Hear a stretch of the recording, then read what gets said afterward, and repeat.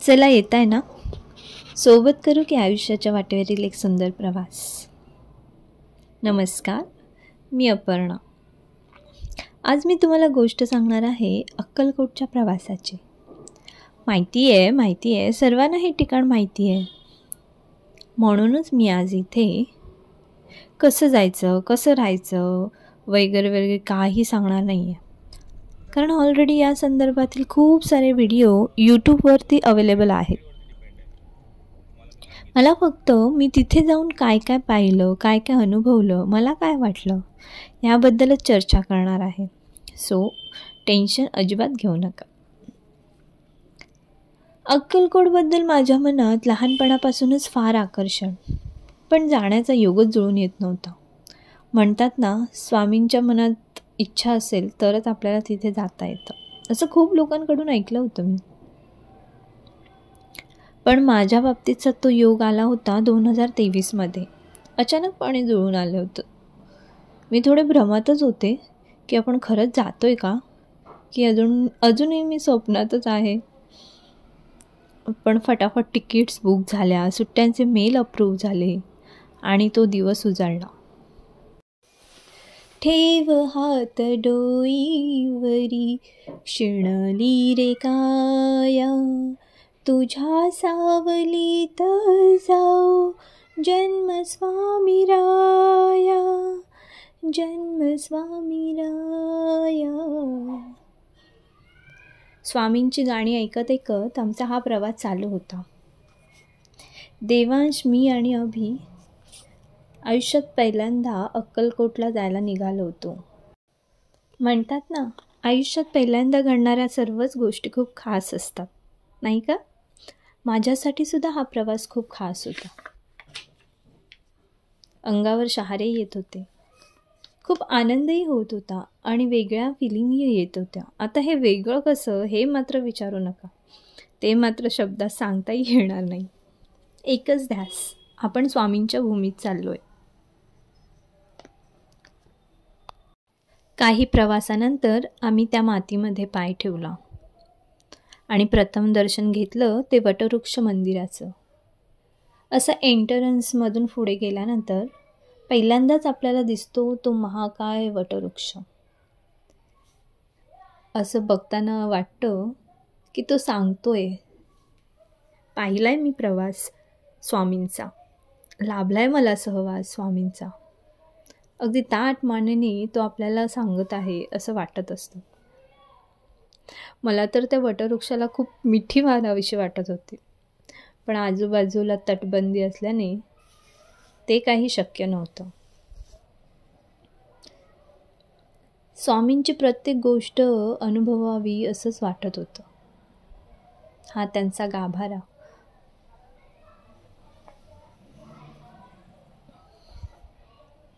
गाभाऱ्यातून बाहेर पडल्यावरती बाजूलाच ही भली मोठी स्वामींची प्रतिमा दिसते. मला वाटलं कोणी चित्रकाराने दिली असेल भेट म्हणून, पण जवळ जाऊन पाहते तर काय, एक एक रुद्राक्ष जोडून ही स्वामींची भव्य प्रतिमा तयार केली होती. खूप सुंदर आहे नाही प्रतिमा? कलेला तोड नसते म्हणतात ना, ते अगदी खरं. हा आजूबाजूचा सभागृह, जिथे बसून तुम्ही स्वामींचं नामस्मरण करू शकता. बाजूलाच स्वामींच्या विश्रांतीची ही जागा. हे मी हात लावला आता, पाहिलात तुम्ही? ते स्वामींचं आसन. स्वामी वटवृक्षाखाली बसताना हे आसन यूज करायचं. मी स्वामींच्या प्रत्येक गोष्टीला अगदी हात लावून अक्षरशः मनापासून अनुभव घेत होते. हा सभामंडप पाहिलात का? इथे बसून आपण पारायण वाचू शकतो किंवा खूप स्वामींचं जप करू शकतो. आणि इथे स्वामींचा अंगरखा ठेवला होता. बापरे, केवढ्या उंचीचा तो अंगरखा! म्हणजे आपण विचारही करू शकत नाही त्यावेळी स्वामींची हाईट केवढी असेल. इथे आजूबाजूला विविध फोटो लावले होते. त्यानंतर आम्ही पुढे गेलो तर मार्केटमधूनच बाहेर पडलो. दोन्ही बाजूंना विविध पूजा साहित्यांचे मार्केट्स तुम्हाला दिसतील. तिथून तुम्ही स्वामींच्या मूर्त्या, विविध पूजेचे सामान घेऊ शकता. हे आहे धान्य कोठार, म्हणजे भाविक भक्तांनी दिलेले अन्नदान इथे साठवले जाते. बाजूलाच आपल्या शिवाजी महाराजांचा दरबार होता. स्वामींची ती भव्य मूर्ती बघून माझे डोळेच दिपावून गेले. आशीर्वाद देतानाची स्वामींची मूर्ती किती सुंदर वाटते नाही. ही कपिला गाय, स्वामींना प्राणी खूप आवडत. हे आहे अन्नछत्र.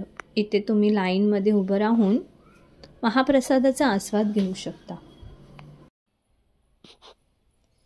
आणि हे दिसतंय 2 गाड्या उभ्या आहेत. त्या लता दिदींनी अक्कलकोटसाठी भेट दिलेलं आहे. ते रथ आशीर्वाद म्हणून तिथे ठेवले आहेत. कदाचित ते रथयात्रा निघत असेल ना तेव्हा यूज होत असतील. अक्कलकोटला आल्यावर जे स्थान बघण्याची सर्वात जास्त ओढ लागली होती ती म्हणजे स्वामींचं समाधी मठ. आता आम्ही तिकडेच चाललो होतो, पण त्या अगोदर मला स्वामींची एक सुंदर अशी मूर्ती घ्यायची होती आणि त्याच दुकानातून मी मूर्ती घेतली.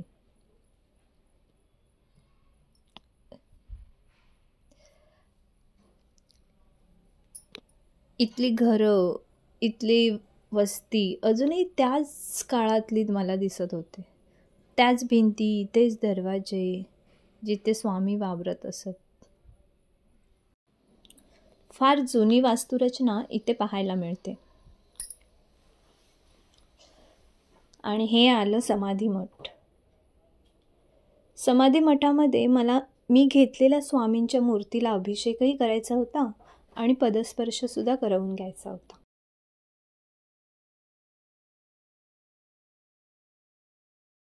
समाधी मठ जे चोळप्पा महाराज आहेत त्यांच्या वाड्याच्या अगदी बाजूला आहे. इथे म्हणतात स्वामींनी समाधी घेतली होती. मला तर झालं होतं मी कधी एकदा आतमध्ये जाते आणि ते स्थान बघते.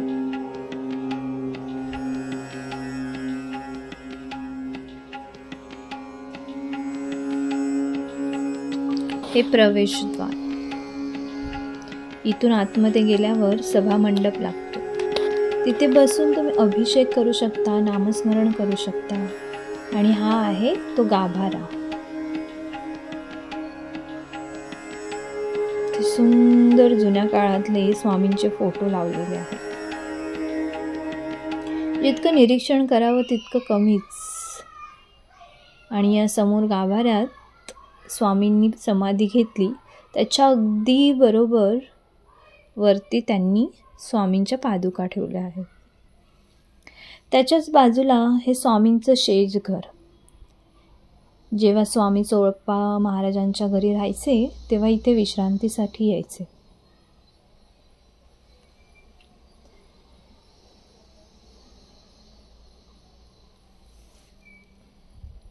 या त्यांच्या पादुका.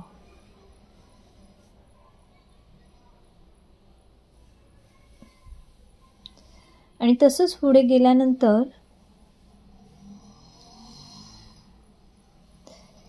हा चोळप्पा महाराजांचा वाडा लागतो. बापरे, इथे स्वामी प्रत्यक्ष राहत होते. खरंच त्या भिंतींना वगैरे स्पर्श करून मी आले. खरंच अति सुंदर देखावा होता तो.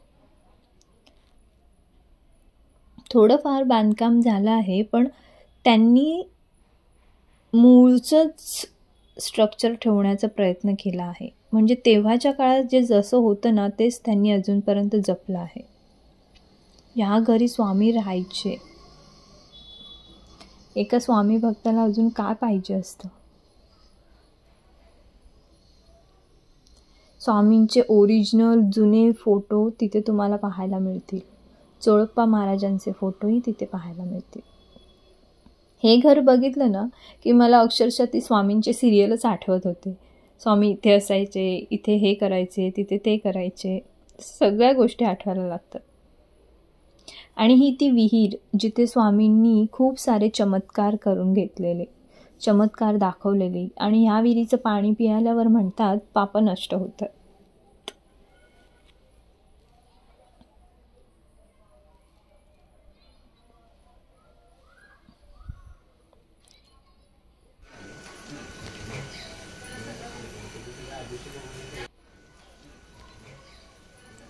आम्ही खूप वेळ स्वामींचे फोटो वगैरे पाहत होतो आणि इथे आपण जात आहोत तिथे स्वामींचा अंगरखा आणि पादुका ठेवल्या आहेत. ते सुंदर ठेवलं आहे, सगळ्या गोष्टी जतन करून ठेवल्या आहेत. ही रुद्राक्ष माळ पाहिलात? विचार करा स्वामींची देहयष्टी केवढी असेल त्यावेळी. ही पूर्ण माळ ते घालायचे रुद्राक्षाची. राहून राहून मला देऊळबंद या मूवीमधला लास्ट सीन आठवत होता. तुम्हाला आठवतोय का? तो गश्मीर राघव शास्त्री बनला होता आणि स्वामींना तो विचारतो, कोण आहात तुम्ही? तेव्हा स्वामी उत्तर देतात, कोण आहे मी? अरे, चंद्राच्या नुसत्या पूर्णत्वानं सागराच्या हृदयाला भरती आणणारं गुरुत्वाकर्षण आहे मी. सामान्यपणाच्या व्याप्तीची कबाडं बंद झाल्यावर होणारा साक्षात्कार आहे मी. विज्ञानाच्या तुझ्या अंधकारात आशेचा एक किरण घेऊन येणारं अध्यात्म आहे मी.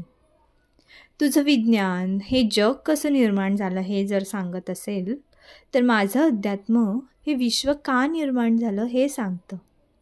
किती गहन अर्थ होता ना या डायलॉगमध्ये. तर असा होता माझा तृप्त अनुभव. तिथून आल्यावर कितीतरी दिवस मी मंतरलेल्या अवस्थेतच होते.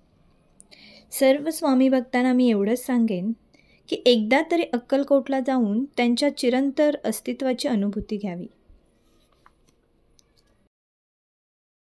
श्री स्वामी समर्थ, जय जय स्वामी समर्थ, श्री स्वामी समर्थ, जय जय स्वामी समर्थ.